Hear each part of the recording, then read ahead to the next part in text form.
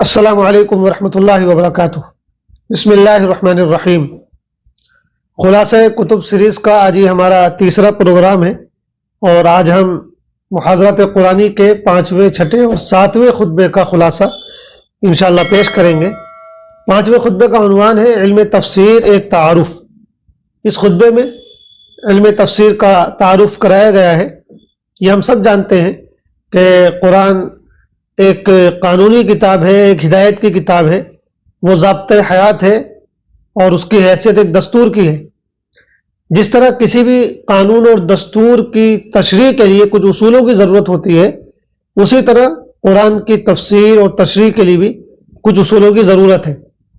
اس لیے کہ اگر اس کی تشریح اور تفسیر کو کچھ اصولوں کا پابند نہ کیا جائے تو پھر غلط تفسیر کی جا سکتی ہے، غلط تشریح کی جا سکتی ہے، اور اس کے ذریعے گمراہی بھی پھیلائی جا سکتی ہے۔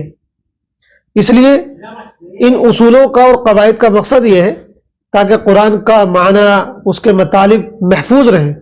جس طرح قرآن کے الفاظ محفوظ ہیں، اس کا متن محفوظ ہے، اسی طرح اس کے معنی اور مطالب بھی محفوظ رہیں۔ اس کے لیے کچھ قواعد اور کچھ اصول بیان کیے گئے ہیں۔ انہی اصولوں اور قواعد کا نام علم تفسیر ہے۔ یہ اصول حضور پاک علیہ السلام کے زمانے سے صحابہ اکرام نے بنائے ہیں، تابعین نے بنائے ہیں، اور پھر بعد میں مفسرین اور علماء نے بنائے ہیں۔ قرآن کے مطالب جو محفوظ کیے گئے ہیں وہ دو طریقوں سے محفوظ کیے گئے ہیں۔ ایک بڑا حصہ تو وہ ہے جس کی تفسیر اور جس کی تشریح خود حضور پاک علیہ السلام نے بنفس نفیس فرما دی ہے، اپنے قول کے ذریعے اور اپنے فعل کے ذریعے، اور پھر وہ حصہ تعامل کے ذریعے اور اجتماعی عمل کے ذریعے ہم تک منتقل ہوا ہے اور امت کے اجتماعی عمل میں شامل ہو گیا ہے۔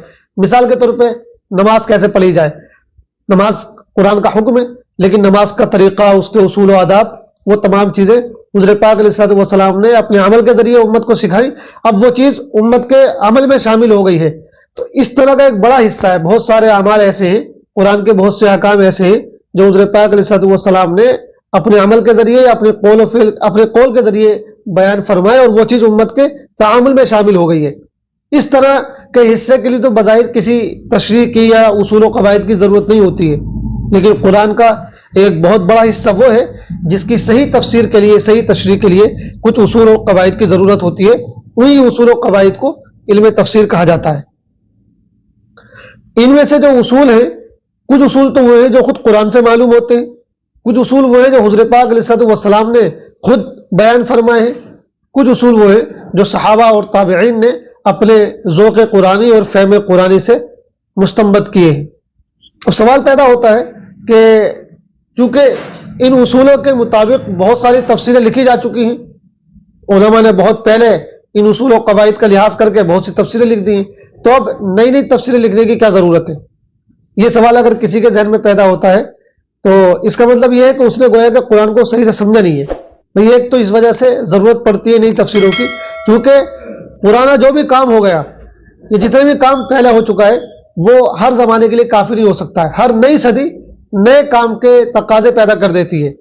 اور دوسرا اس وجہ سے کہ چونکہ قرآن جو ہے وہ لامتناہی سمندر ہے، اس کے اندر جو اللہ تعالیٰ نے رہنمائیاں رکھ دی ہے، اللہ تعالیٰ نے اس کے اندر جو علم پرو دیا ہے، وہ کبھی ختم نہیں ہو سکتا، اس کے خزانے کبھی ختم نہیں ہو سکتے ہیں۔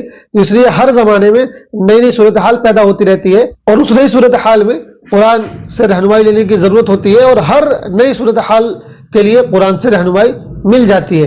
تو ایک تو اس وجہ سے کہ کوئی بھی کام ہمیشہ کے لیے کافی نہیں ہو سکتا ہے، بلکہ ہر زمانے میں نئے پہلو سے، نئے انداز سے کام کی ضرورت پڑتی ہے۔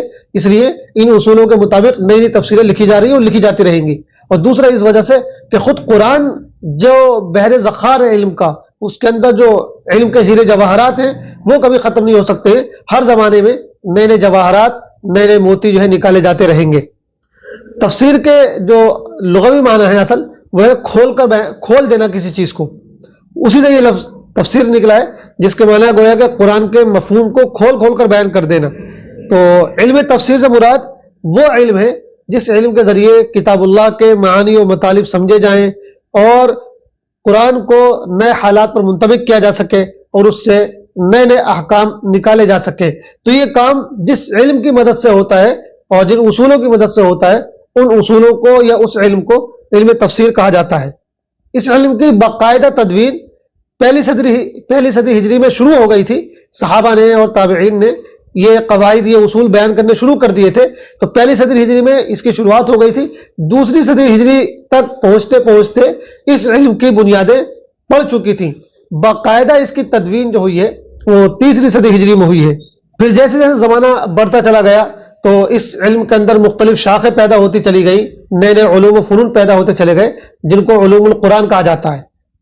علم تفسیر اور علوم القرآن ایک اعتبار سے دونوں ایک ہی چیزیں ہیں، اور ایک اعتبار سے دیکھا جائے تو دونوں الگ ہیں۔ دونوں ایک اس اعتبار سے ہیں کہ علم تفسیر میں علوم قرآن ہی کی ضرورت پڑتی ہے، یا ہم کہہ لیں کہ علوم قرآن ہی کی مدد سے تفسیر کی جاتی ہے، تو گویا کہ علوم القرآن جو ہے وہ تفسیر کا ذریعہ ہے، اس کے آلات ہیں، تو گویا کہ ایک ہی چیز ہے۔ اور الگ اس اعتبار سے ہے کہ جو علوم القرآن ہے ان کی حیثیت آلات کی ہے، ذرائع کی ہے، اور تفسیر وہ ایک عمل ہے جس میں رہنمائی پیش کی جائے، قرآن کے احکام کو صورتحال پر منطبق کیا جائے، تو تفسیر ایک گویا کہ اس اعتبار سے الگ چیز ہے۔ تفسیر کے علاوہ ایک لفظ اور استعمال ہوتا ہے، تعویل۔ کیا تعویل اور تفسیر دونوں ایک ہی چیزیں ہیں یا دونوں کا مفہوم الگ الگ ہے؟ شروع میں متقدمین کے یہاں تعویل اور تفسیر دونوں ایک ہی مفہوم میں استعمال ہوتے تھے۔ تعویل کے اصل معنی ہوتے ہیں کسی چیز کو اس کے انجام تک پہنچانا۔ ایک لفظ اور استعمال ہوتا ہے تفسیر کے علاوہ، تعویل۔ تو تعویل کہتے ہیں کہ کسی لفظ کے ظاہری مفہوم سے ہٹ کر جو غیر ظاہری مفہوم ہے، جو دقیق مفہوم ہے، اس کو مراد لینا۔ متبادل معنی سے ہٹ کر اس کے حقیقی معنی اور مراد کی طرف پہنچنا، اس کو تعویل کہا جاتا ہے۔ تو تعویل اور تفسیر ایک ہی ہے کہ الگ ہے؟ متقدمین کے یہاں یہ دونوں لفظ ایک ہی معنی میں استعمال ہوتے تھے، لیکن متاخرین میں سے اکثر کے یہاں ان دونوں کا مفہوم الگ الگ ہے۔ اگرچہ متاخرین میں سے بھی بعض لوگوں نے، خاص طور سے مولانا فراہی ہے اور مولانا اصلاحی نے، تعویل کو تفسیری کے مفہوم میں لیا ہے، لیکن چوتھی صدی ہجری کے بعد یا پانچویں صدی ہجری کے بعد عام طور پر متاخرین ان کو کہا جاتا ہے، ان لوگوں نے، ان حضرات نے دونوں کو الگ الگ مفہوم میں رکھا ہے۔ تو تفسیر سے گویا کا مراد ہوتا ہے کسی لفظ کا ظاہری مفہوم، اور تعویل سے مراد ہوتا ہے اس کا غیر ظاہری یا اس کا جو دقیق مفہوم ہے وہ مراد لیا جاتا ہے۔ اس اعتبار سے دیکھا جائے تو تعویل اور تفسیر میں دو فرق بیان کیے جاتے ہیں۔ ایک فرق تو یہ کہ جیسے کہ ابھی اس گفتگو سے اندازہ ہوا کہ جو ظاہری مفہوم ہوگا اس کو تفسیر کہا جائے گا، اور جو غیر ظاہری مفہوم ہوگا اس کو تعویل کہا جائے گا۔ دوسرا مفہوم یہ بھی بیان کیا جاتا ہے، دونوں میں فرق جو ہے وہ اس اعتبار سے کہ کسی لفظ اور کلمے کی جو تشریح ہوتی ہے اس کو تفسیر کہا جاتا ہے، اور پھر اس کا جو معنی اور مفہوم ہوتا ہے، جو اس سے مطالب نکالے جاتے ہیں، ان کو تفسیر کہا جاتا ہے۔ عموماً تعویل جو ہوتی ہے وہ متشابہات میں ہوتی ہے، یعنی ان آیتوں میں جن میں کسی لفظ کو اس طرح استعمال کیا جاتا ہے تاکہ قارئین کے بات سمجھ میں آ جائے، حالانکہ وہ اپنے حقیقی معنی میں مراد نہیں ہوتا ہے۔ جیسے ید اللہ فوق ایدیہم یا کل شیء ہالک الا وجہ، اب یہاں وجہ ان سے کیا مراد ہے؟ تو اس طرح کی جو آیتیں ہیں ان میں عام طور پہ تعویل کی ضرورت پڑتی ہے، کیونکہ یہاں ظاہر سی بات ہے وجہ ان سے چہرہ تو مراد نہیں ہو سکتا اللہ تعالیٰ کا، تو اس طرح کی چیزوں میں جو ہے وہ تعویل کی ضرورت پڑتی ہے۔ بہرحال تو یہ دو الفاظ استعمال ہوتے ہیں، ایک تفسیر اور تعویل، چاہے ان کو ہم یہ سمجھے کہ دونوں ایک ہی معنی میں استعمال ہوتے ہیں، چاہے ہم یہ سمجھے کہ دونوں الگ الگ معنی میں استعمال ہوتے ہیں، دونوں میں فرق ہے۔ دونوں کا جو نتیجہ وہ یہی ہے کہ قرآن کے احکام کو بیان کرنا، قرآن کے مطالب کو بیان کرنا، قرآن کی تفسیر کرنا، اس کے مفہوم کو واضح کرنا، ان دونوں چیزوں کو ہم تفسیر بھی کہہ سکتے ہیں اور تعویل بھی کہہ سکتے ہیں۔ اس اعتبار سے اگر ہم دیکھیں تو علم تفسیر کی جو اصطلاحی تعریف ہوتی ہے تو وہ علم جس کی مدد سے قرآن کو سمجھا جائے اور قرآن کے معنی اور مطالب کو واضح کیا جائے اور جس کے ذریعے قرآن کے احکام اور حکمتوں کا پتہ چلایا جائے، اس علم کو علم تفسیر کہا جاتا ہے۔ چنانچہ علم تفسیر میں جو چیزیں شامل ہوتی ہیں ان میں اسباب نزول ہو گیا، مکی اور مدنی آیات کی بحث ہے، محکم و متشابہ کی بحث ہے، ناسخ و منسوخ ہے، متواتر اور غیر متواتر قراتوں کی بحث ہے، اس طرح کے جو مباحث ہیں یہ علم تفسیر میں شامل مانے جاتے ہیں۔ صحابہ اکرام نے جو اصول و قواعد مدون کیے جن کو ہم آج علم تفسیر کہتے ہیں، ان اصول و قواعد کو مرتب کرنے کے لیے یا ان اصول و قواعد کو بیان کرنے کے لیے ان کے سامنے 4 سرچشمے تھے، ان 4 مصادر سے کام لے کر انہوں نے یہ اصول بیان فرمائے ہیں، اور جن صحابہ نے یہ اصول بیان فرمائے ان میں زیادہ جو نمایاں نام ہے ایک تو خلفائے راشدین کا ہے، دوسرا ان کے بعد جو ہے حضرت ابن مسعود رضی اللہ تعالیٰ عنہ ہے، حضرت ابن عباس ہے، حضرت ابی بن کعب ہے، حضرت زید بن ثابت ہے، اور خواتین میں صحابیات میں حضرت عائشہ ہیں اور حضرت ام سلمہ رضی اللہ تعالیٰ عنہ ہیں. تو یہ وہ حضرات ہیں جن کا نمایاں کام ہے اس سلسلے میں. تو صحابہ نے جو یہ اصول بیان کیے تو ان کے سامنے ان اصول کو بیان کرنے کے لیے 4 مصادر تھے. ایک تو قرآن، یعنی تفسیر القرآن بالقرآن، کہ قرآن کی تفسیر قرآن سے کی جائے. یہ وہ اصول تھا جو بالکل صحابہ کے درمیان گویا کہ اجماعی اصول تھا، متفقہ اصول تھا، کہ وہ سب سے پہلے قرآن کی تفسیر کرنے کے لیے خود قرآن کی دیگر آیات کو دیکھتے تھے. تو یہ اصول مدون کیا گیا اور یہ اصول بیان کیا گیا کہ قرآن کو سمجھنے کے لیے اس مضمون کی دیگر آیات کو دیکھنا بھی ضروری ہے. یعنی یفسر القرآن بعضہ بعضا، کہ قرآن کا ایک حصہ دوسرے حصے کی تفسیر کرتا ہے. اس اصول کے مطابق بہت ساری آیات کی تفسیر کی گئی. مثال کے طور پہ قرآن کے اندر آیا ہے صراط الذین انعمت علیہم، تو انعمت علیہم کی وضاحت اولئک الذین انعم اللہ علیہم من النبیین والصدیقین والشہداء والصالحین، اس والی آیت سے کر دی گئی. ایسے ہی حضرت آدم کے بارے میں آتا ہے فتلقى آدم من ربہ کلمات فتاب علیہ، تو کلمات سے کون سے کلمے مراد ہیں؟ تو اس کی وضاحت ایک دوسری جگہ آیا ہے ربنا ظلمنا انفسنا وان لم تغفر لنا وترحمنا لنکونن من الخاسرین، اس سے کر دی گئی.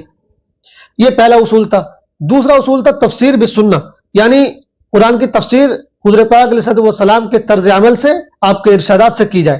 اور چونکہ اللہ تعالیٰ نے یہ ذمہ داری آپ کو دی تھی، آپ کا یہ فرض بیان کیا تھا لتبین للناس، کہ آپ لوگوں کے لیے قرآن کو واضح کر دیں، تو آپ نے اس فرض کو ادا کرتے ہوئے لوگوں کے سامنے قرآن کو واضح کیا، اس کی تفسیر کی، اس کی تبیین کا کام آپ نے انجام دیا.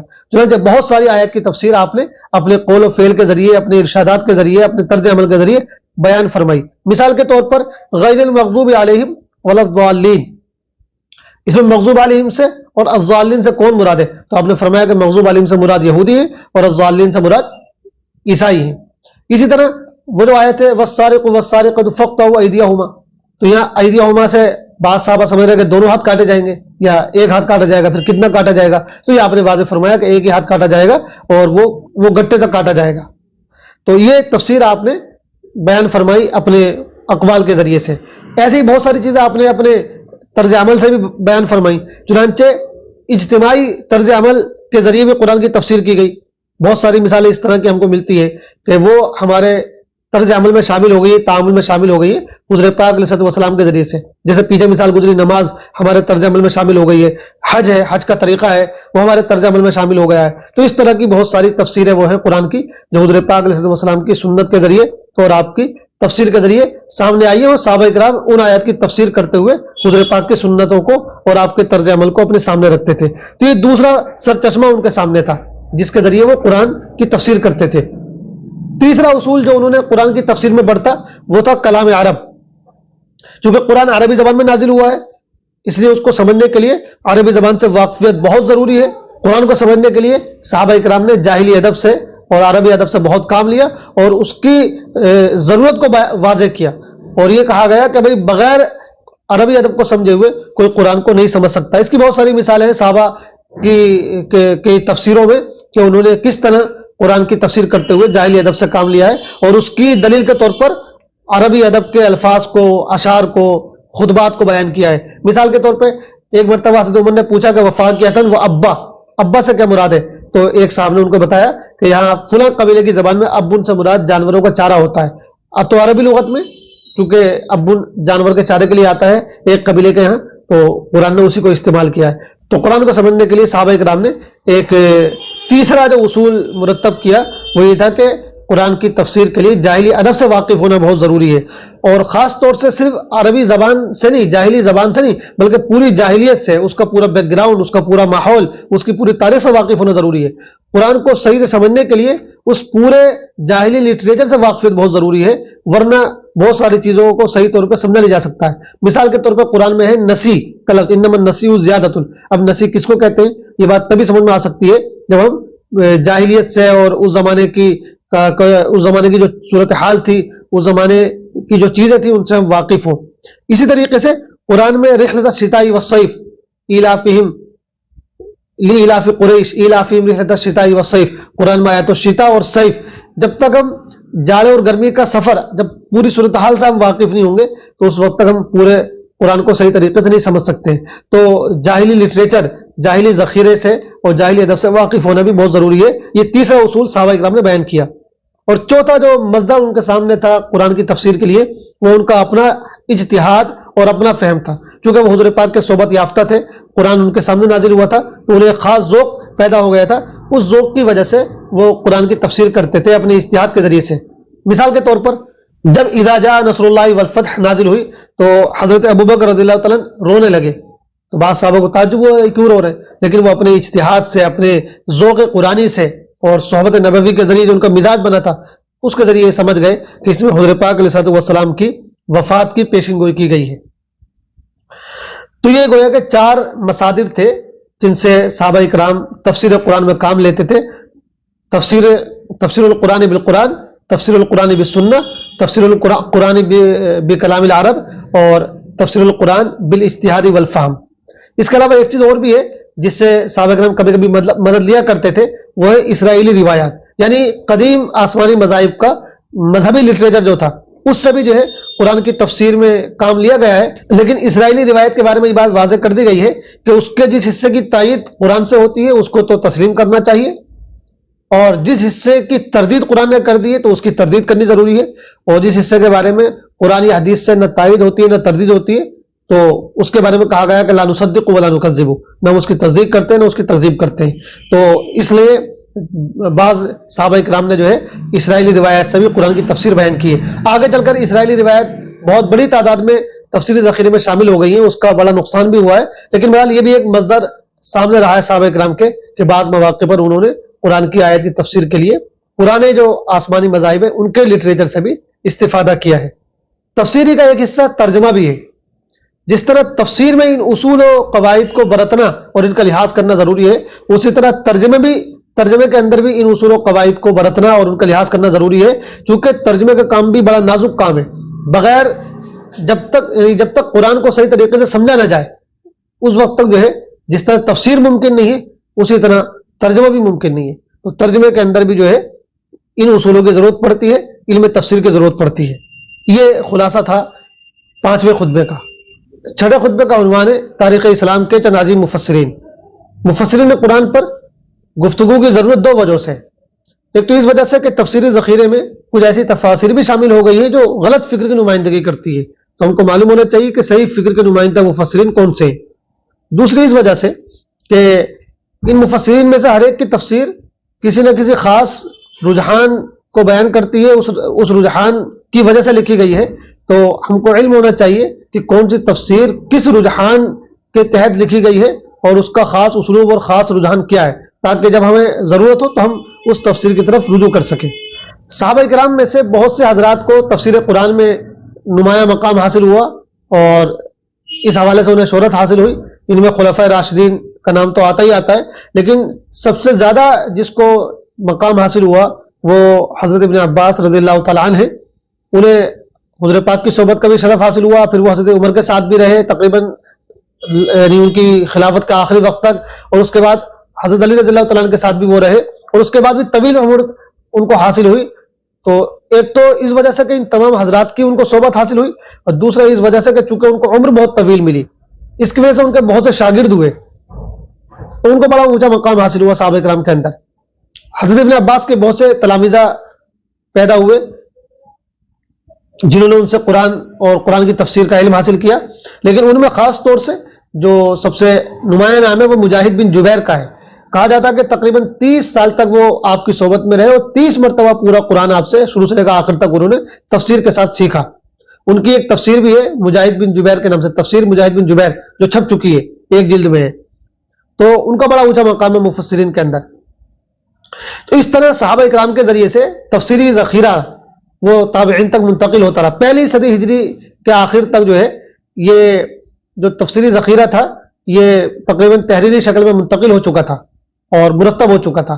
البتہ ابھی وہ تفسیری ذخیرہ الگ الگ شہروں میں تھا, مکے کا مکے میں, مدینے کا مدینے میں, لیکن 2 صدی ہجری جب شروع ہوئی تو اس صدی میں یہ کام ہوا کہ یہاں کا ذخیرہ وہاں منتقل ہوا, وہاں کا ذخیرہ یہاں منتقل ہوا. تو 2 صدی ہجری تک کے آخر تک پہنچتے پہنچتے وہ سارا ذخیرہ عام ہو چکا تھا اور سارا ذخیرہ مرتب ہو چکا تھا.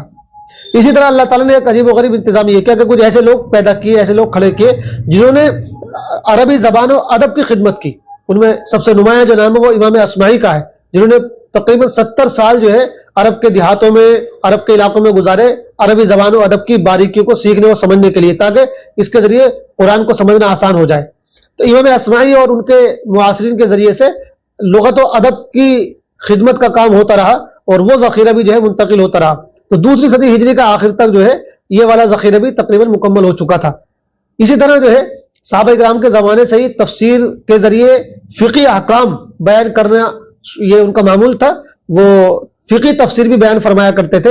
پھر خاص طور سے تابعین میں سے امام ابو حنیفہ اور پھر ان کے بعد جو ائمہ فقہاء ہیں تبع تابعین میں سے، ان حضرات کا جو یہ کام تھا، ان کا تو مطلب پوری زندگی انہوں نے اسی پر لگائی تھی کہ وہ قرآن سے جو فقہی احکام مستنبط ہوتے ہیں ان کو بیان کرے. امام شافعی کا بڑا اونچا مقام ہے اس سلسلے میں، امام ابو حنیفہ کا بھی مقام ہے، اور امام احمد، امام مالک ہے وغیرہ وغیرہ. ان حضرات کے ذریعے سے، فقہا کے ذریعے سے فقہی تفسیر کا ذخیرہ جو ہے وہ مہیا ہوتا رہا، اور وہ بھی دوسری صدی ہجری کے آخر تک پہنچتے پہنچتے بالکل مرتب شکل میں امت کے سامنے آ چکا تھا. تو گویا دوسری صدی ہجری کے آخر تک تفسیری روایات کا ذخیرہ بھی مہیا ہو چکا تھا، اور لغت اور ادب کے حوالے سے جو ذخیرہ تھا وہ بھی مہیا ہو چکا تھا، اور فقہی تفاسیر کا ذخیرہ بھی مہیا ہو چکا تھا. چنانچہ جب تیسری صدی ہجری شروع ہوئی تو اب یہ کام شروع ہوا کہ جامع تفسیریں لکھی جائیں. چنانچہ سب سے جو نمایاں نام ہے اس سلسلے میں وہ امام طبری کا ہے. انہوں نے جامع البیان فی تفسیری آیات القرآن کے نام سے ایک جامع تفسیر لکھی، جس میں سارا مواد انہوں نے سمیٹ لیا. خاص طور سے جو تفسیری روایات ہیں وہ سارا مواد انہوں نے اپنی کتاب میں سمیٹ لیا. حتیٰ کہ یہ کہا جاتا ہے کہ اگر اور کوئی تفسیر پرانے زمانے کی موجود نہ بھی ہوتی، ابتدائی 2 صدیوں کی، تو یہ تفسیر طبری جو ہے یہ ہمارے لیے کافی ہوتی، چونکہ اس میں وہ سارا ذخیرہ جو ہے جمع کر دیا گیا ہے جو تفسیری روایت پر مشتمل تھا. پھر اس کے علاوہ اس میں اور بھی مباحث ہیں، اس میں قرات کی بحثیں بھی ہیں، اس میں لغت و ادب کی چیزیں بھی ہیں. تو یہ ایک بہت ہی عظیم تفسیر ہے، تقریباً 30 جلدوں میں ہے یہ. امام طبری نے اپنی تفسیر میں جو روایت بیان کی ہے وہ سندوں کے ساتھ بیان کی ہے. البتہ انہوں نے سندوں کی تحقیق بیان نہیں کی ہے، یعنی یہ حکم نہیں لگایا کون صحیح ہے کون ضعیف ہے.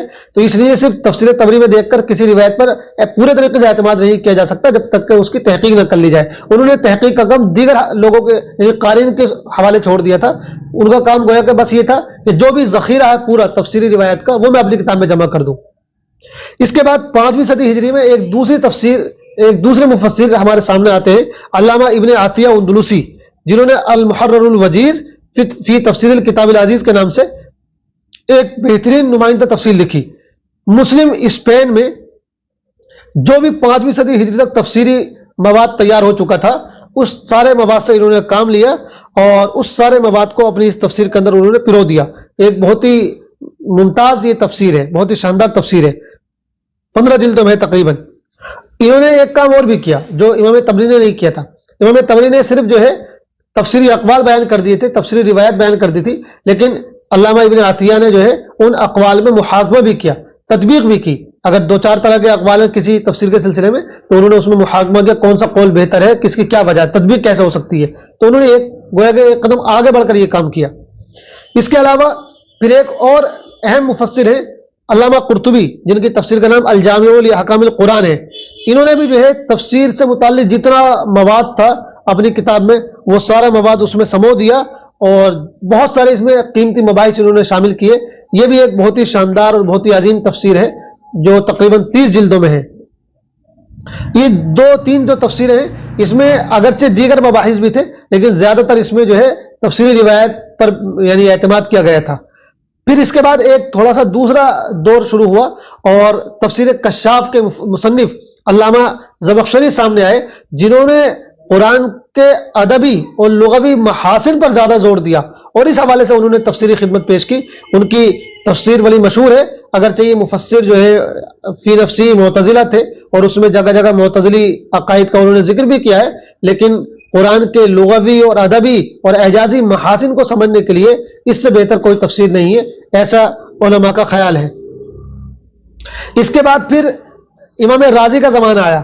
امام رازی کے زمانے تک چونکہ اسلام پر، اسلامی عقائد پر، اسلامی نظریات پر بہت سے اعتراضات کیے جانے لگے تھے، پھر منطق اور فلسفے کا عروج تھا، تو امام راضی نے اپنی تفسیر میں، تفسیر کبیر میں، ان تمام چیزوں سے کام لیا اور گویا کہ قرآن کو عقلی اعتبار سے یا اسلام کو عقلی اعتبار سے انہوں نے جو ہے دنیا کے سامنے پیش کیا. انہوں نے تمام عقلیات سے کام لیا، منطق و فلسفے سے کام لیا اور اس کی روشنی میں قرآن کی تفسیر کی، اور جو اسلام پر یا قرآن پر اعتراضات کیے جا رہے تھے ان تمام اعتراضات کا انہوں نے جواب دیا. تو اس اعتبار سے ہم کہہ سکتے ہیں کہ عقلی اعتبار سے یہ تفسیر لکھی گئی اور اس میں جو قرآن و اسلام پر اعتراضات تھے ان کے جواب دیے گئے. اب یہ جو دو تفسیر ہمارے سامنے خاص طور سے آئی، ایک تفسیر کشاف اور ایک تفسیر کبیر امام راضی کی، یہ دو تفسیریں اس اعتبار سے بہت اہم ہے اور بہت ہی یعنی نمایاں مقام رکھتی ہے اور امت کبھی ان سے بے نیاز نہیں ہو سکتی ہے کہ تفسیر کشاف جو ہے وہ لغوی اور ادبی محاسن کو بیان کرتی ہے اور تفسیر راضی جو ہے اس میں عقلیات پر زیادہ زور دیا گیا ہے. تو قرآن کو عقلی اعتبار سے، اسلام کو عقلی اعتبار سے ڈیفائن کرنے کے لیے جو ہے اور اس کے اعتراضات کو دفع کرنے کے لیے ہمیں تفسیر کبیر کی ضرورت پڑتی ہے. لیکن ایک اعتبار سے دونوں میں نقص پیدا ہو گیا تھا، وہ یہ کہ قرآن کا جو اصل جو پیغام ہے، جو وہ اصل ہدایت ہے، وہ پس پردہ چلی گئی تھی اور ادبی اور لغوی محاسن پر زیادہ زور دے دیا گیا تھا، یا تفسیر کبیر میں جو ہے عقلیات پر زیادہ زور دے دیا گیا تھا. ساتھ ساتھ جو ہے تفسیر کشاف کے اندر چونکہ معتزلی عقائد اور معتزلی نظریات بھی بیان کیے گئے تھے تو ایک طرح کا اس میں نقص پیدا ہو گیا تھا. تو آگے چل کر اس بات کی کوشش کی گئی کہ ان دونوں نقائص سے بچ کر کوئی بہترین تفسیر لکھی جائے جس میں یعنی منطق و فلسفے سے کام لے کر بھی تفسیر کی گئی ہو، لیکن اتنا زیادہ زور نہ دیا گیا ہو کہ اس میں ایسا لگے جیسے ساری بحثیں جو ہے وہ صرف عقلیات ہی کی آ گئی ہے اور اس میں دوسری طرف جو ہے غلط افکار کی نمائندگی بھی نہ ہو. تو تفسیر کبیر اور تفسیر کشاف میں جو نقص ایک طرح کا پیدا ہو گیا تھا، اس نقص سے بچتے ہوئے دونوں چیزوں کو سامنے رکھ کر یعنی عقلیات کو بھی اور ادبی اور لغوی محاسن کو بھی سامنے رکھ کر ایک نئی تفسیر تیار کی گئی جو امام بیضاوی کی تفسیر ہے. انہوں نے جو ہے اپنی کتاب میں ان دونوں خوبیوں کو بھی اپنے سامنے رکھا اور جو نقص تھے دونوں ان نقائص سے اپنی تفسیر کو پاک رکھنے کی کوشش کی. اور چونکہ یہ فقہ شافعی کے پیروکار تھے اس لیے انہوں نے اپنی تفسیر میں جو ہے فقہ شافعی کے اعتبار سے مسائل بھی بیان کیے. اسی طرح دو مفسرین سامنے آئے، علامہ نصفی جن کی مدارک التنزیل اور علامہ بغوی جن کی معالم التنزیل، یہ دونوں فقہی نقطۂ نظر کو ماننے والے تھے، اس لیے انہوں نے اپنی تفسیر میں جو ہے فقہی نقطۂ نظر کے حوالے سے گفتگو کی اور فقہی احکام جو بیان کیے وہ حنفی نقطۂ نظر کے مطابق بیان کیے. چنانچہ ان کی دونوں کی تفسیریں ان علاقوں میں زیادہ مقبول ہوئی جہاں فقہ حنفی کے ماننے والے لوگ تھے، اور تفسیر بیضاوی جو ہے وہ ان علاقوں میں زیادہ مشہور ہوئی جہاں فقہ شافعی کے ماننے والے لوگ تھے. اس کے بعد 8ویں صدی ہجری میں ایک نمایاں مفسر پیدا ہوئے جن کا دنیا اسلام پر بڑا احسان ہے، اور انہوں نے ایک ایسی تفسیر لکھی جو آج تک مقبول چلی آ رہی ہے، وہ ہے امام ابن کثیر. غالباً انہوں نے تفسیر اس لیے لکھی، انہوں نے دیکھا کہ جو بھی تفسیریں لکھی جا رہی ہیں اس میں قرآن کا جو اصل پہلو ہدایت کا وہ تو پس پردہ چلا جا رہا ہے، چونکہ یا تو لغوی پہلو پر بہت زیادہ زور دے دیا گیا یا عقلی پہلو پر بہت زیادہ زور دے دیا گیا، منطق اور فلسفے پر بہت زیادہ زور دے دیا گیا ہے. تو قرآن کا جو اصل پہلو ہے وہ انسانیت کے لیے ہدایت ہے، وہ پس پردہ چلا جا رہا ہے. تو انہوں نے کوشش کی کہ اس پہلو کو اجاگر کریں. چنانچہ انہوں نے جو ہے ایک ایسی تفسیر لکھی جو تفسیر ابن کثیر کے نام سے مشہور ہے، جس میں اس پہلو کو اجاگر کرنے کی کوشش کی. اور اس میں انہوں نے سب سے اہم کام یہ کیا کہ انہوں نے جو بھی روایت جمع کی وہ مستند روایت جمع کی. ان کی تفسیر بڑی مقبول ہوئی اور مختلف زبانوں میں اس کا ترجمہ کیا گیا اور آج بھی پوری دنیا کے اندر وہ موجود پائی جاتی ہے. اس کے بعد تقریباً جو ہے 300-400 سال کا زمانہ ایسا گزرا جس میں کسی نئے رجحان کی کوئی تفسیر جو ہے سامنے نہیں آئی، اگرچہ کام بہت سارے ہوتے رہے. لیکن اس کے بعد جو ہے پھر 12ویں صدی ہجری میں یا 13ویں صدی ہجری کے شروع میں دو تفسیریں ایسی سامنے آئیں جنہوں نے بڑا اپنا اثر ڈالا اور جنہیں بڑا نمایاں مقام حاصل ہوا. ایک تفسیر 13ویں صدی ہجری کے شروع کی ہے اور ایک تفسیر 13ویں صدی ہجری کے آخر کی ہے. جو شروع کی ہے وہ علامہ آلوسی کی روح المعانی ہے، اور جو آخر کی ہے وہ اتنی زیادہ مشہور نہیں ہوئی، وہ علامۃ الشام علامہ جمال الدین قاسمی کی تفسیر ہے جس کا نام محاسن التعبیر ہے. یہ بہت بہترین اور علمی تفسیر ہے لیکن اس کو بہت زیادہ شہرت حاصل نہ ہو سکی. لیکن علامہ آلوسی کی جو تفسیر ہے اس کو بہت شہرت حاصل ہوئی اور وہ دنیا کی ہر لائبریری میں تقریباً آج موجود ہے، اور اس میں ہر طرح کا مواد موجود ہے. ہر آدمی کو اپنے مطلب کا مواد اس میں مل جاتا ہے. اگر کسی کو فقہ سے دلچسپی ہے تو اس میں فقہی مواد بھی مل جاتا ہے، کسی کو زبان و ادب سے دلچسپی ہے تو اس کو اس میں وہ بھی مل جاتا ہے، کسی کو منطق و فلسفے سے دلچسپی ہے تو اس میں وہ مواد بھی مل جاتا ہے، اور کسی کو تصوف اور روحانی سے دلچسپی ہے تو اس میں وہ مواد بھی مل جاتا ہے. تو کوئی کہ تمام پہلوؤں پر مشتمل یہ تفسیر ہے, بڑی شاندار تفسیر ہے. اس کے بعد 14ویں صدی کا جو زمانہ ہے وہ تفسیر میں ایک گویا کہ بالکل نیا دور شروع ہوا ہے, اور صرف 14ویں صدی ہجری میں, اور اس میں اگر ہم ملا لیں تو کچھ 15ویں صدی ہجری کا آغاز بھی ملا لیں, تو اس میں اتنا کام ہوا ہے اور اتنی تفسیریں لکھی گئی ہیں جو پورے 1300 سال میں نہیں لکھی گئی تھی. ان تمام تفسیروں پر گفتگو کرنا تو بہت مشکل ہے, اس کے لیے بہت وقت چاہیے, لیکن جو نمایاں ہیں ان میں ہم صرف ان کا نام لے لیتے ہیں. مولانا مودودی کی تفسیر ہو گئی, مولانا اصلاحی کی تفسیر ہو گئی, مفتی شفیع صاحب کی تفسیر ہو گئی, اور اس طریقے سے عالم عرب میں سید قطب کی فی ظلال القرآن ہو گئی. یہ بہت اہم تفسیریں ہیں جنہوں نے بڑا اثر ڈالا, اور جس کے بڑے دور رس اثرات جو ہے مرتب ہوئے امت مسلمہ پر. لیکن فی الوقت جو ہے دو بہت اہم جو تفسیریں اس صدی میں سامنے ہیں ان کا ذکر مقصود ہے. ایک تو علامہ وہابہ زحیلی کی تفسیر جو 30 جلدوں میں تھی, یہ عربی میں تھی, اور دوسری تفسیر سید امیر علی ملی آبادی کی تفسیر جو مواہب الرحمن کے نام سے ہے, جو پرانے سائز کی تقریباً 15-16 جلدوں میں تھی. اگر وہ نئے انداز کی جلدوں میں اس کو چھاپا جائے تو تقریباً جو ہے 45-50 جلدوں میں وہ تفسیر چھپے گی. بڑی شاندار تفسیر ہے, بڑی علمی تفسیر ہے, بڑی جامع تفسیر ہے, لیکن یہ بہت زیادہ مشہور اور مقبول نہیں ہو سکی, اس کو اس طرح شہرت حاصل نہیں ہو سکی. اس طرح آخری صدی میں 14ویں صدی میں ایک اور اہم کام بھی ہوا. اب چونکہ مختلف تفسیریں آ گئی تھی, ایک طرف مولانا مودودی کی تفسیر تھی, ایک طرف مولانا اصلاحی کی تفسیر تھی, مختلف نظریات اور مختلف افکار کے ماننے والے لوگوں کی تفسیریں تھی, جس کی وجہ سے ایک یعنی رجحان یہ پیدا ہو گیا تھا کہ ہر تفسیر کسی نہ کسی خاص نظریے کی نمائندگی کرتی ہے. مثال کے طور پہ تفہیم قرآن جو ہے وہ جماعت اسلامی والوں کی ہے, اور جو تدبر قرآن ہے وہ اصلاحی والوں کی ہے, اور جو مفتی شفیع صاحب کی تفسیر ہے وہ دیوبندیوں کی ہے. تو پھر مولانا محمد علی صدیقی صاحب نے ایک تفسیر لکھنے کا ارادہ کیا جس میں تمام تفاسیر کی خوبیاں بھی ہوں, لیکن وہ کسی خاص نظریے یا کسی خاص مکتب فکر کی نمائندہ نہ ہو. تو انہوں نے تفسیر لکھی, لیکن وہ 15-16 جلدیں لکھ پائے تھے کہ ان کا انتقال ہو گیا. ان کی تفسیر کا نام معالم القرآن ہے. تو یہ ایک سرسری خاکہ تھا مفسرین کا, جن عظیم مفسرین نے تفسیر قرآن کی خدمات انجام دی. بہت سارے اور بھی مفسرین ہیں گزرے ہیں جنہوں نے بہت سی تفسیریں لکھی, لیکن ظاہر بات ہے کہ مختصر وقت میں یا مختصر کتاب میں ان سب کا تذکرہ نہیں کیا جا سکتا ہے. یہ خلاصہ تھا چھٹے خطبے کا. 7واں خطبہ ہے, اس کا عنوان ہے مفسرین قرآن کے تفسیری مناہج. یہ جتنی بھی تفسیریں ابھی ہم نے دیکھی, ان تفسیروں میں سے ہر تفسیر کسی نہ کسی خاص اسلوب کی یا خاص منہج کی اور خاص رجحان کی نمائندہ ہے. اس لیے ہمیں یہ دیکھنا ہے کہ قرآن کی تفسیر کے کتنے رجحان ہیں. تو پہلی بات تو یہ کہ تفسیر قرآن کے اتنے رجحانات ہیں کہ ان کو ہم شمار نہیں کر سکتے, ان کا ہم اندازہ نہیں کر سکتے. اس وجہ سے چونکہ ہر زمانے میں نئے رجحان پیدا ہوتے چلے جا رہے ہیں, جیسے جیسے زمانہ ترقی کر رہا ہے تو تفسیر قرآن کا کوئی نہ کوئی نیا رجحان اور نیا منہج ہمارے سامنے آتا چلا جا رہا ہے. ابھی پچھلے دنوں میں جو ہے صوتیات قرآن کے حوالے سے ایک نئی چیز سامنے آئی ہے کہ قرآن کے اندر بھی موسیقی کی ساری دھنوں کو بڑھتا گیا ہے. اس حوالے سے ڈاکٹر حمید اللہ صاحب نے ایک واقعہ بھی بیان کیا ہے کہ صرف ایک موسیقار صرف قرآن کی صوتیات کو سن کر, اس کی موسیقی کو سن کر مسلمان ہو گیا. ایسی جو ہے پچھلی صدی میں جو ہے اعداد و شمار کے حوالے سے بھی قرآن پر کام کے رجحانات سامنے آئے ہیں کہ قرآن میں کوئی لفظ جو ہے جو استعمال کیا گیا ہے تو کسی نہ کسی خاص عادت کے ساتھ استعمال کیا گیا ہے, اور اس عادت کی کوئی نہ کوئی حکمت ہے. تو بہرحال کہنے کا مقصد یہ ہے کہ اس طرح کے مختلف رجحانات ہمارے سامنے آ رہے ہیں, تو ہم یہ تو نہیں کہہ سکتے ہیں کہ بھئی قرآن کی تفسیر کے کتنے رجحانات ہیں. البتہ جو نمایاں رجحانات ہیں, جو اہم رجحانات ہیں جن کے مطابق تفسیریں لکھی گئی ہیں, ان کے حوالے سے آج گفتگو کریں گے. اور ایک بات یہ بھی کہ یہ جو بھی رجحانات ہیں, یہ سارے کے سارے رجحانات جو ہے یہ صحابہ سے ہی لیے گئے ہیں, اور یہ سارے رجحانات اور سارے مناہج جو ہے ہمیں صحابہ کے یہاں بھی ملتے ہیں.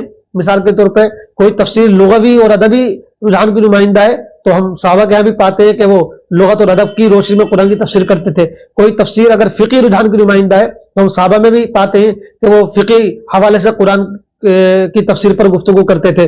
تو جتنے بھی رجحانات ہیں اور جتنے بھی رجحانات پر تفسیر ہمارے سامنے ہیں, ان سب کا سرا صحابہ کے اقوال و ارشادات اور صحابہ کے منہج سے ملتا ہے. بہرحال تو جو بڑے بڑے نمایاں رجحانات ہمارے سامنے ہیں, ان میں سب سے بڑا رجحان ہے تفسیر بالمعصور کا, یعنی قرآن کی وہ تفسیر کی جائے جو روایات میں آئی ہے, جو روایت اللہ کے رسول علیہ الصلوۃ والسلام کی ہے یا صحابہ اکرام کی ہے. صحابہ اکرام کے ارشادات کے ذریعے قرآن کی تفسیر کی جائے معصور روایت کے ذریعے. تو تفسیر بالمعصور یہ سب سے بڑا رجحان ہے جو بالکل ابتدائی رجحان ہے، سب سے پہلا اور بڑا رجحان یہی ہے، اور تقریباً 3 صدیوں تک اسی رجحان کا غلبہ رہا ہے۔ اس رجحان پر جو تفسیریں لکھی گئی ہیں ان میں جو سب سے بڑا ماخذ ہے وہ تفسیر تبری ہے، جس کا ذکر اس سے پہلے والے خطبے کے حوالے سے ہو چکا ہے۔ تفسیر تبری میں البتہ اسرائیلیات بھی بہت زیادہ ہیں، تو اس حوالے سے جو ہے اس میں تحقیق کی ضرورت ہوتی ہے۔ اس کے بعد اسی رجحان کی نمائندہ تفسیر میں ایک نمایاں نام ہے تفسیر ابن کثیر کا، اسی طرح ایک نام ہے در منصور کا جو علامہ سیوطی کی تفسیر ہے، اور علامہ سیوطی نے اپنی اس تفسیر میں پورے ذخیرے میں سے جو معصور ادب تھا اس کو اپنی تفسیر میں انہوں نے سمو لیا ہے۔ اسی طرح آخری دور میں اسی رجحان کی ایک تفسیر علامہ شوکانی کی ہے جو فتح القدیر کے نام سے ہے۔ تو یہ ایک بڑا رجحان تھا جو شروع دور میں سامنے آیا۔ اس کے بعد جو دوسرا بڑا رجحان ہے وہ تفسیر باللغت والادب، یعنی لغوی اور ادبی انداز کی تفسیر، جس میں قرآن کی زبان یعنی قرآن کے لغوی اور ادبی محاسن کو بیان کیا گیا ہو۔ اس حوالے سے جو تفسیر ہمارے سامنے آئی اس میں سب سے پہلے مجاز القرآن کے نام سے ایک تفسیر ہے جو ابو عبیدہ معمر بن مثنی تھے، ان کی یہ تفسیر ہے۔ انہوں نے قرآن کے لغوی اور ادبی محاسن کو سب سے پہلے بیان کیا، اور ان کی تفسیر اتنی اہم تھی کہ خود امام بخاری رحمۃ اللہ علیہ نے 20 جگہ ان کا حوالہ دیا ہے۔ اسی رجحان کی ایک دوسری تفسیر ہے جو امام فرا کی تھی جس کا نام معانی القرآن تھا۔ اول یہ 2 رجحان تھے جن کے مطابق قرآن کی تفسیریں لکھی گئیں، لیکن اس کے بعد 3 صدی ہجری کے یا 4 صدی ہجری کے آتے آتے جو ہے ایک نیا رجحان پیدا ہوا تفسیر بالرائے کا۔ اب چونکہ جو ذخیرہ تھا معصور روایات کا وہ سب جمع ہو چکا تھا، ایسی لغوی اور ادبی جو محاسن کا ذخیرہ تھا وہ بھی سب جمع ہو چکا تھا، تو اب ضرورت پڑی کہ مزید قرآن میں غور و فکر کیا جائے۔ تو لوگوں نے جو ہے اس میں اپنے اجتہاد سے اپنے تدبر سے جو ہے قرآن کی تفسیر کرنا شروع کی، جس کو تفسیر بالرائے کہا جاتا ہے۔ لیکن شروع میں جو ہے تفسیر بالرائے کو پسند نہیں کیا گیا۔ اس طرح ہم دیکھتے ہیں کہ تفسیر بالرائے کے حوالے سے 3 نقطہ نظر ہمارے سامنے آتے ہیں۔ ایک نقطہ نظر بالکل متقدمین کا تھا، وہ اس کو پسند نہیں کرتے تھے کہ قرآن کے سلسلے میں اپنی رائے سے اپنے تدبر سے کوئی بات کہی جائے، بلکہ وہ صرف تفسیر کرتے ہوئے اللہ رسول کا کوئی ارشاد یا صحابہ کا کوئی ارشاد یا تابعین کا کوئی ارشاد بیان کر دیا کرتے تھے، بس اسی پر اکتفا کرتے تھے، تو وہ تفسیر بالرائے کو پسند نہیں کرتے تھے۔ دوسری طرف ایک رجحان بعد میں یہ سامنے آیا کہ ہر طرح کی رائے قابل قبول ہے، ہر طرح کی رائے قابل قدر ہے، چونکہ قرآن تدبر و تفکر کی دعوت دیتا ہے، لہذا جو مفسر بھی اپنی رائے سے اپنے تدبر سے کوئی بات کہتا ہے اس کو قدر کی نگاہ سے دیکھا جانا چاہیے۔ لیکن یہ دونوں رجحان تسلیم نہیں کیے گئے، قابل قبول نہیں، یعنی ان کو قبول عام حاصل نہیں ہوا۔ زیادہ جو قبول عام حاصل ہوا وہ متوازن جو نقطہ نظر تھا، جو تیسرا تھا کہ جو رائے قرآن و حدیث کے مطابق ہو، اصولوں کے مطابق ہو، اس کو تسلیم کیا جائے، اور جو رائے اصولوں سے ٹکراتی ہو اس کو قبول نہ کیا جائے۔ چنانچہ پھر اس رائے کے جو ہے اصول بھی بیان کیے گئے کہ کون سی رائے کو جو ہے تسلیم کرنا چاہیے، تو اس کے 5 اصول بیان کیے گئے۔ ایک تو یہ کہ وہ رائے کلام عرب کے مطابق ہو، دوسرا یہ کہ وہ قرآن کے مطابق ہو، تیسرا یہ کہ وہ سنت کے مطابق ہو، چوتھا یہ کہ جو اصول تفسیر ہے وہ ان کے مطابق ہو، اور 5ویں یہ کہ وہ اجماع کے خلاف نہ ہو۔ تو جو رائے ان 5 اصولوں کے مطابق ہوگی اس کو تسلیم کیا جائے گا۔ چنانچہ اس کے بعد جتنی بھی تفسیریں لکھی گئی وہ اسی زمرے میں آتی ہے، یعنی تفسیر بالرائے کے زمرے میں آتی ہے۔ البتہ پھر تفسیر بالرائے کے اندر خود مختلف پہلو ہیں۔ چنانچہ جو ایک پہلا پہلو ہے اس سلسلے میں وہ فقی تفاسیر کا ہے کہ بہت سی تفاسیر جو ہے وہ فقی پہلو کے حوالے سے لکھی گئی، یعنی اس میں قرآن کے فقی احکام پر زیادہ زور دیا گیا۔ اس حوالے سے جو زیادہ نمایاں تفاسیر ہیں ان میں ایک تو امام شافعی رحمۃ اللہ علیہ کی ہے جو 2 جلدوں میں ہے، اس کا نام احکام القرآن ہے۔ اسی طرح امام جساس رازی کی بھی ہے ایک تفسیر، اس کا نام بھی احکام القرآن ہے۔ اسی طرح احکام القرآنی کے نام سے ابن عربی کی بھی ایک تفسیر ہے، اور اسی طرح احکام القرآنی کے نام سے امام قرطبی کی بھی ایک تفسیر ہے۔ تو یہ فقی تفاسیر ہیں، یعنی یہ فقی رجحان کی نمائندگی کرتی ہیں۔ اسی طرح بر صغیر میں بھی اس رجحان پر 2 تفسیریں زیادہ یعنی مشہور ہوئی ہیں، مقبول ہوئی ہیں۔ ایک تو التفسیرات الاحمدیہ ہے جو ملا احمد جیون کی تھی جو اورنگزیب کے استاذ تھے، 1 جلد میں ہے۔ اسی طرح ایک تفسیر احکام القرآن کے نام سے ہے جو مولانا تھانوی کے زیر نگرانی ان کے کئی تلامذہ نے جو تیار کی تھی، اور کئی ضخیم جلدوں میں ہے، اچھی خاصی ضخیم تفسیر ہے۔ تو یہ بر صغیر کی 2 تفسیریں ہیں جو فقہی رجحان کی نمائندگی کرتی ہیں۔ اس کے علاوہ پھر ایک رجحان اور سامنے آیا کلامی تفاسیر کا، یعنی جس میں نظریاتی اور عقائدی پہلو پر گفتگو کی گئی ہو۔ اس میں مختلف لوگوں نے اپنے اپنے اعتبار سے گفتگو کی۔ جو اہل سنت تھے انہوں نے اس میں اپنے سنی عقائد کو بیان کیا، جو اعتزالی نقطہ نظر کے ماننے والے تھے انہوں نے اس میں اپنے نقطہ نظر کو بیان کیا، جو شیعہ حضرات تھے انہوں نے اس میں اپنے نقطۂ نظر کو بیان کیا. تو کلامی تفاسیر بھی بہت ساری سامنے آئیں. ان میں چند تفسیریں جو نمایاں تھی ان میں سے ایک تو ابو منصور ماتوریدی کی تفسیر ہے جو تاویلات اہل سنہ ہے. اس میں انہوں نے ماتوریدی افکار کو بیان کیا ہے. ضخیم تفسیر ہے. امام رازی نے اپنی تفسیر میں اشعری عقائد پر زیادہ زور دیا چونکہ وہ اشعری عقائد کو ماننے والے تھے. تو گویا کہ ہم یہ کہہ سکتے ہیں کہ ایک پہلو سے امام رازی کی جو تفسیر ہے وہ اشعری عقائد کی نمائندہ ہے. زمخشری کا نام پیچھے آ چکا ہے. تو زمخشری کی جو تفسیر ہے وہ معتزلی افکار کی نمائندہ ہے. اس میں جگہ جگہ معتزلی نقطۂ نظر کو بیان کیا گیا ہے. اسی طرح معتزلی افکار کی نمائندہ ایک تفسیر اور بھی ہے جو قاضی عبد الجبار کی تھی جن کی تفسیر کا نام تنزیہ القرآن عن المتاعین. یہ قاضی عبد الجبار معتزلی کی تفسیر ہے. اس میں اصل انہوں نے جو ہے ملحدین کو جواب دیا ہے, ان کے شبہات کا رد کیا ہے, لیکن یہ رد جو انہوں نے کیا ہے وہ اپنے معتزلی نقطۂ نظر کے مطابق کیا ہے. تو اس میں بھی جو ہے اعتزال پایا جاتا ہے. اسی طرح علامہ شوکانی کی جو تفسیر ہے فتح القدیر, انہوں نے اس میں زیدی نقطۂ نظر کو بیان کیا ہے. چونکہ علامہ شوکانی وہ جو شیعوں کا ایک فرقہ زیدی فرقہ اس سے تعلق رکھتے تھے, تو اس میں ان کے اس نظریے کی جو ہے پورے طریقے سے چھاپ ہم کو ملتی ہے. اسی طرح شیعہ نقطۂ نظر کے مطابق ایک تفسیر لکھی گئی مجمع البیان جو علامہ طبرسی کی ہے, اور یہ 10 جلدوں میں ہے لیکن بڑی علمی تفسیر ہے. تو یہ زیادہ نمایاں اور مشہور تفسیریں ہیں جو مختلف کلامی پہلوؤں کو بیان کرنے کے لیے لکھی گئی ہیں. ان کو ہم کلامی تفسیریں کہہ سکتے ہیں. اس میں اپنے اپنے نقطۂ نظر کو, اپنے اپنے نظریات کو اور اپنے اپنے عقائد کو بیان کیا گیا ہے. بہت ساری اور بھی تفسیریں ہیں لیکن یہ زیادہ مشہور ہیں.